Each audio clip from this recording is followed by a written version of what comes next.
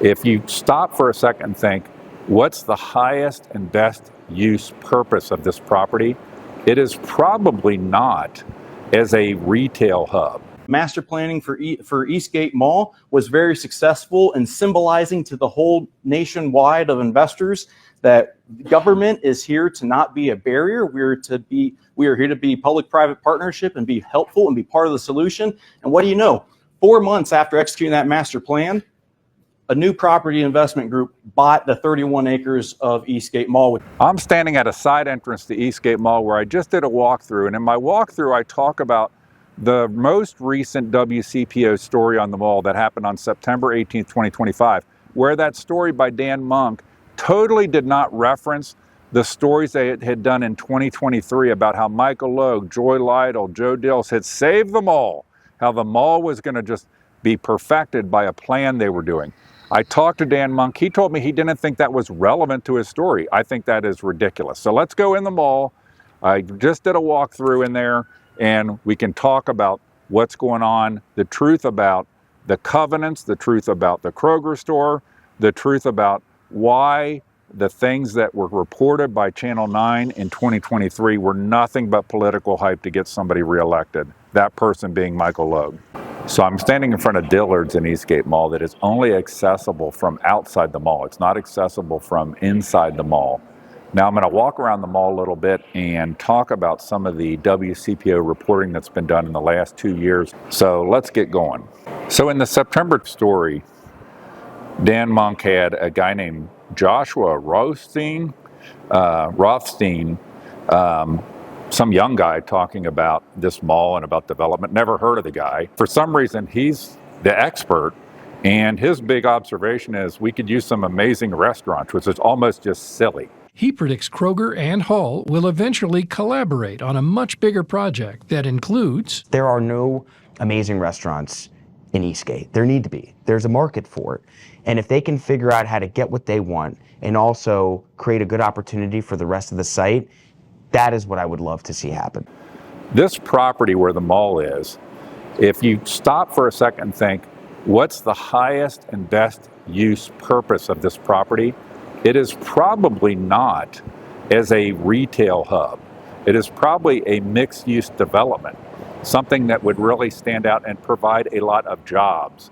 So imagine the campus for a company like TQL. Imagine a mixed-use development of high-end apartments, condos, and also restaurants and so forth. Not as just, let's figure out how we get a Kroger store. Let's figure out how we get a Costco or something like that. That is very short-sighted. And so Joshua Rothstein, I don't know what deals he's been involved with, but not apparently any that involve any vision.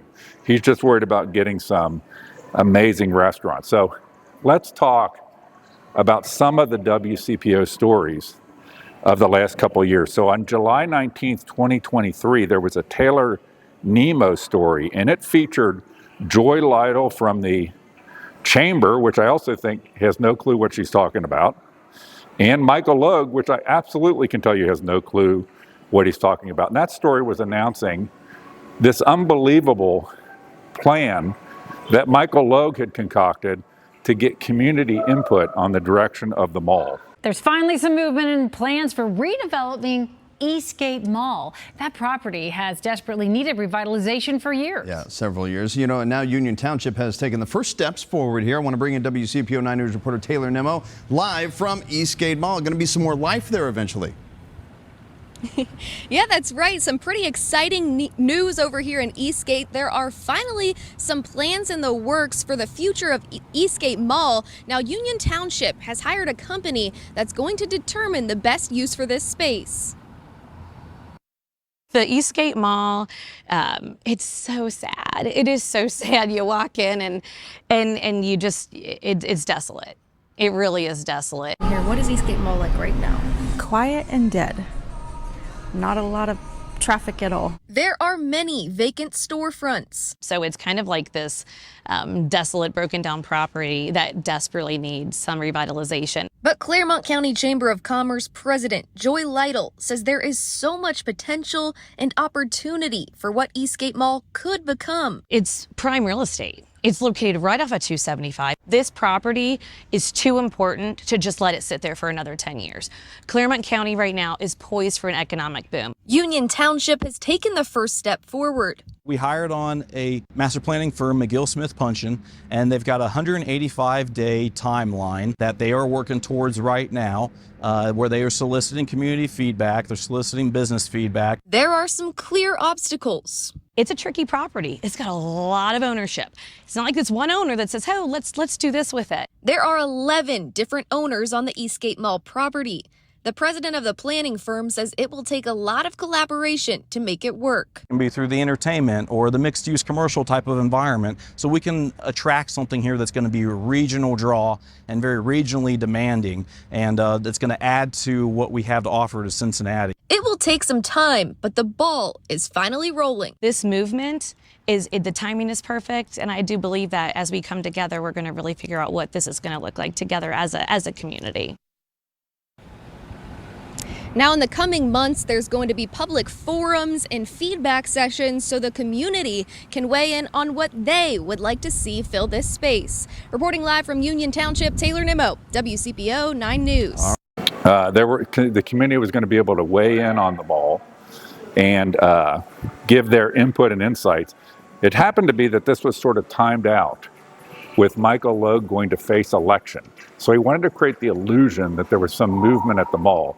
He later ended up wasting $350,000 of taxpayer money on a plan for the mall that none of the parcel owners participated in. None of the parcel owners participated in. So there were a few other stories. There was I believe a September 6th and September 8th, 2023 story. Had, again, Tyler Nemo, and it talked about Hall Property Group taking over this mall. The Hall Property Group is the new owner of EastGate Mall. The company currently owns more than 34 malls across the country. They have done several different projects exactly like this. Last month, Township trustees hired a master planning firm to create a plan for the future of the mall.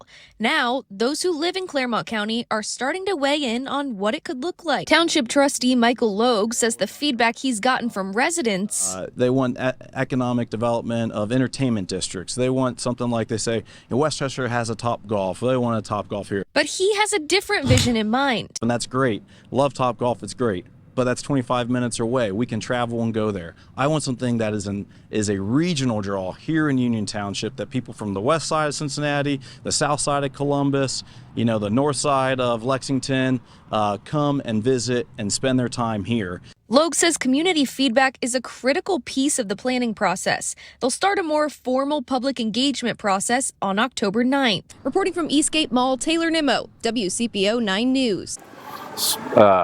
It again featured Michael Logue in a photo op news story that him talking about how Hall was going to revitalize this whole area and how Hall has done projects like this. I don't know that they've ever done a project revitalizing. I think they're basically a bottom feeder. They suck the life out of places like this until they ultimately go belly up and get sold off completely. And in that story, he talked about an outdoor plaza, an entertainment district, how he wanted to have a regional draw. So again, what was coming close when that happened in September? Election time, where Michael Logue was trying to create the illusion that he had done something to get this mall moving. We know the reality of what happened is that this mall is continuing to go downhill, continuing to be more blighted, and continuing to not see any light at the end of the tunnel. One of the owners in the mall is a guy named Jack Carey, and he owns this furniture place in here. He has been over time, at times he'll be all bitching and moaning about what a train wreck the mall is. Then he'll get something that he wants, and then all of a sudden he'll go silent. Our lease is up in March of next year, and we'll be leaving the facility. Furniture Connection founder Jack Carey was once a cheerleader for Eastgate Mall. Our whole concept is we take not necessarily great locations and turn them into something. He was wanting to do an interview with me in May of 2025, and then he backed out of it because he got whatever he was wanting. And I have to tell you that the guy he in text messaging just went on and on, name calling me, telling me to get a life, telling me how awesome he was with his $6 million furniture empire. It's rare to see such unbridled arrogance from a man who appears to make decisions like staking his future on this mall. So let's talk a little bit about the Kroger plan that was supposedly got advertised by the trustees as some big savior of the mall. When they approved that plan, they knew at that time that it would never work. It would never happen. There are covenants on this mall. There are a lot of parcels owned by different people.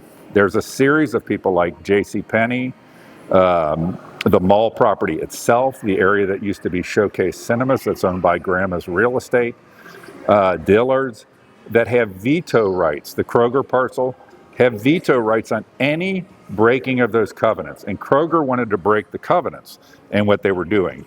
And if the township did not know that, then that tells you how idiotic they are, because over the years, the reason why this property has not seen any real change is because of the complex ownership structure versus on the other side of the road where the township got involved and totally revitalized the whole Jungle Gyms area, which you might remember was a blighted area that used to be Biggs that now has been totally revitalized. Right after the trustees approved meaninglessly the Kroger plan for what is the Sears parcel here, Kroger did two things. They shut down the Kroger store at Old State Route 74 and 32. The other thing they did was they renewed their lease for the Kroger store on the other side of Eastgate Boulevard for 5 additional years. So it was obvious that there was going to be no rush, no hurry, no big movement to do anything to get that Kroger store that was promised here in play. Back when the whole Kroger plan came up, Ken Geis and I did an interview talking about how everything about the Kroger plan was bad. Most people are like, we don't need more asphalt that is not being used 98% of the time on that site, and is an economic development person in that that's not the highest and best use if you just have asphalt there. Asphalt only has a certain, appraise on that. I would want structure on that, to use that. So that I just wanted to finish up on that point, but go to your slide 5 now. We can talk about your vision my vision of flipping it. Okay, here you go. Here's my vision of flipping it out in the parking lot. So first of all, I think it's a great idea. How it was going to devalue all the property here. It was positioned wrong, and on and on and on. So that is a good segment to watch, because unlike Michael Logue, Ken Geis knows what he's doing. And, Michael Logue chased Ken Geis out of Union Township after all of the successes, Biggs, TQL, housing, amazing numbers of jobs. After all those successes, because to be honest, Michael Logue's jealous. Michael Logue, I appreciate the new playground. It's going to be great for families and kids, but it's not 10,000 jobs at TQL. We're down to, I think good things, not bad things, but we're down to dog parks in the parks and playgrounds, not major new developments bringing jobs, and literally developments that bring millions and millions of dollars for safety services. Everything that was done here with Michael Logue and these photo ops and WCPO was about Michael Logue getting himself reelected, which he barely did. Michael Logue ended up winning the November 7th, 2023 election against Tammy Brinkman by a margin of 53% to 47%. Logue outspent Brinkman by 5 to 10 times and had the press doing positive puffery stories for him. If you get behind Michael Logue, pretty much all of the people who were his allies have left him, and it's all just a stuffed suit. So let's come back to Dan Monk's reporting. I had, I think, 2 calls with Dan Monk talking about different things in a story that he was working on. I appreciated talking to him. But on the mall, I gave him grief on this mall story that it made no sense that his reporting never mentioned multiple stories done by WCPO playing up how, Michael Logue and Joy Lytle and these clown crew had solved the problem, how they're doing this community thing, Hall Group. There's this unbelievable plan going to come forth. He never, Dan Monk didn't mention any of that. He mentioned none of that in his reporting on September 18th, 2025. I gave him pressure on it, and he told me it didn't matter, that those past stories were not relevant. Now think about this for a second. Past stories you did on this mall in just the last couple of years about how Michael Logue, Joy Lytle, Joe Dills had solved world peace, Hall Group, none of that is in your story. None of that is in your story.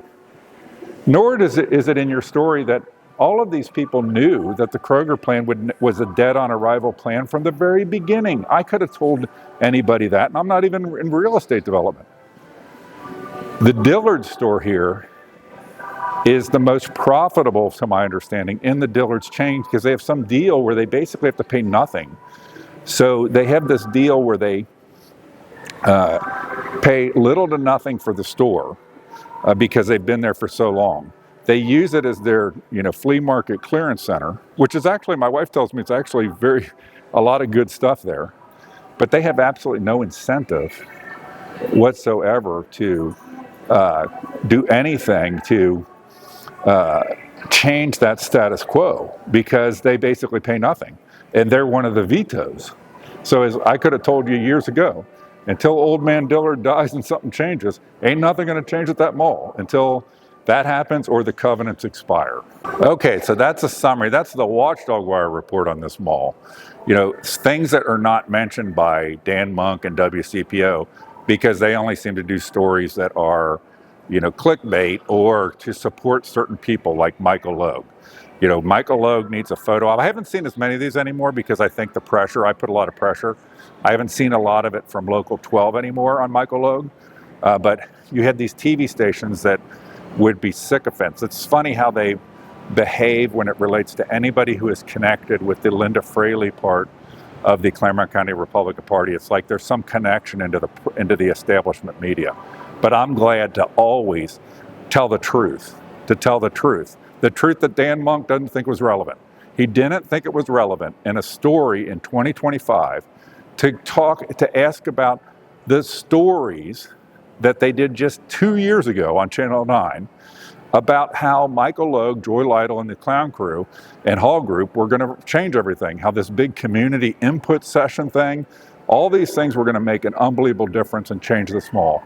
But he didn't feel that was relevant to a story in September 18th, 2025, which I'll tell you what that means to me is if you have a brain, if you're not blue-pilled, if you're red-pilled, if you like something more than entertainment, don't get your news from WCPO. And what are the big goals that we want to execute on? And you know what? Ms. Ayers is delivering on that. The master planning for EastGate Mall was very successful in symbolizing to the whole nationwide of investors that government is here to not be a barrier. We are here to be public-private partnership and be helpful and be part of the solution. And what do you know? 4 months after executing that master plan, a new property investment group bought the 31 acres of EastGate Mall, which everyone said would never, ever happen so fast. You'd have to let it go bankrupt 7 times before anyone ever tries to do anything with it. But hey, next week we are having public engagement and community listen sessions. So I invite all of you to come out and be a part of it. It's going to be great. Thank you.